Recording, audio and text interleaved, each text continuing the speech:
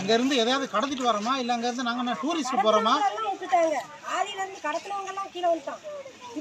ஒண்ணு மக்களுக்கு வந்து இவங்க நிவாரண பொருள் கவர்மெண்ட் கொடுக்கணும், இல்லைன்னா எங்களாவது கொடுக்க விடணும். எதுவும் இல்லைன்னா அந்த மக்களை அங்க கொண்டுட்டாங்கன்னா நாங்க எதுக்கு வர போறோம்? இல்ல அந்த மக்களை கொண்டுட்டா நாங்க எதுக்கு நிவாரண பொருள் கொண்டு வரோம்?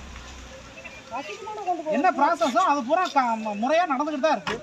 இதுக்கு மேல என்ன செய்யணும்? முடியாதுன்னா முடியாதுன்னு சொல்லிருங்க.